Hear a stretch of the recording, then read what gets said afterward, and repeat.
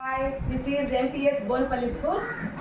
So జీవితంలో తెలుగులో మనకి ఒత్తులు అందులో రకాల గురించి మనం ఇప్పుడు నేర్చుకుందాం.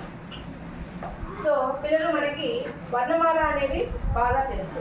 వర్ణమాల మనకి ఏముంటాయి చెప్పండి? అచ్చులు హల్లులు. ఏముంటాయి? అచ్చులు హల్లులు కదా. అచ్చులు ఎక్కడి నుంచి ఎక్కడి వరకు వస్తుంది మనకి? వరకు. అదే హల్లులు అయితే సరే. మరి హల్లుల్లో మొత్తం ఎన్ని అక్షరాలు ఉంటాయి చూద్దామా?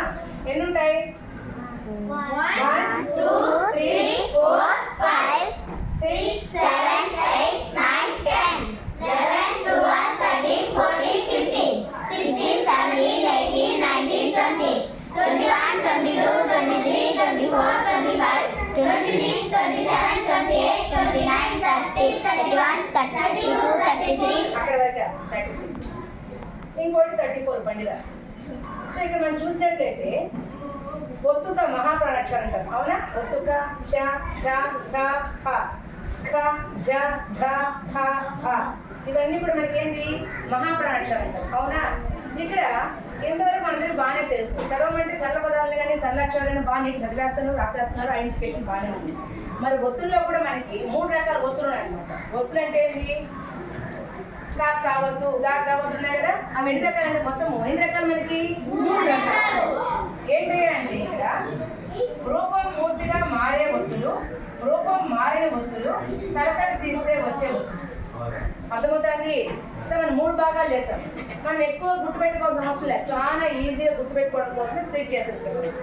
చూడండి, ఇవి ఈ అక్షరాలను చూసినట్టే ఒత్తుక, జ్ఞ, జ, అన, ఇని, పండిద, బ ఇవన్నీ కూడా తిరిగి మళ్ళీ ఆ అక్షరం ఒత్తుగా చేస్తారు. సో వీటి మనం గుర్తుపెట్టిన పనుందా? లేదు, ఈజీనే. ఎన్ని అక్షరాలు ఇవి?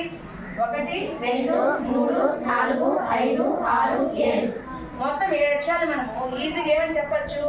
అవి ఎలా ఉన్నాయో అలానే ఒత్తు రూపంలో వచ్చి చేరతాయి, అంతేనా? అలానే మనకి ఇక్కడ చూసే తలకట్టు తీస్తే ఒత్తుగా మనకి కొన్ని అక్షరాలు ఈజీగా ఐడెంటిఫై చేసుకోవచ్చు. తలకట్టు తీసాం అనుకోండి, అది ఒత్తు అయిపోతుంది. కావాలంటే ఇక్కడ చూడండి ఏం అక్షరాలు? గ, ఘ, చ, చ, ఝ, ఢ, ఠ, ఢ, ఢ, ఠ, త, ద, ప, ఫ, భ, శ. వీటి ఒత్తులుగా చూసినట్టయితే గాకి పైన తలకట్టు చేస్తాం చూడండి ఇక్కడ, అవునా? అలానే ఒత్తుగా అనుకోండి, గాకు తలకట్టు తీసామా, అలానే చాకి తలకట్టు తీస్తే అదే ఒత్తు అవుతుంది. ఒత్తు చాకి ఏమవుతుంది? తలకట్టు తీస్తే అదే ఒత్తుగా మారిపోతుంది. చా దానికి తలకట్టు తీసేమవుతుంది? చా. తాకి పైన కూడా తీస్తే అదేమవుతుంది? మనకి తా అవుతుంది. అదే ఒత్తుగా ఉంది కదా, తలకట్టు చేసేమవుతుంది? తా అవుతుంది. అర్థమవుతుందా? మనం ఈజీగా గుర్తుపెట్టుకోవడం కోసం మాత్రమే మనం తయారు చేసుకుంటాం, ఓకేనా? సో ఇంకా మీరు చూసినట్టే డా ఉంది, డా తలకట్టు చేసిన చూడండి, డా ఒత్తుగా ఉందే, తలకట్టు చేస్తే డా. కా ఉందే, తలకట్టు చేస్తే డా. డా ఉంది, తలకట్టు చేస్తే డా. ఒత్తుగా ఉంది, తలకట్టు చేస్తే డా. పా ఉంది, తలకట్టు చేస్తే పా. అర్థమవుతుంది? ఈ అక్షరాలన్నీ కూడా మనము బాగా గుర్తుపెట్టుకోవచ్చు. ఎన్ని అక్షరాలు? మొత్తం మనకి 16 అక్షరాలు. ఈ 16 అక్షరాలకి మనం ఏం చేస్తామంటే కేవలం తలకట్టు తీయాలి. ఏం చేస్తాం? తలకట్టు తీయాలి. అలా తలకట్టు తీస్తే మనకి ఏమవుతుంది? అదే మనకి ఒత్తుగా మారిపోతుంది. మనం ఎన్ని నేర్చుకున్నాము? ఏదైనా ఒక అక్షరము మళ్ళా అక్షరం మార్పులో వచ్చేటువంటి ఒత్తులు, రూపం మారి ఒత్తులు ఎన్ని మొత్తం?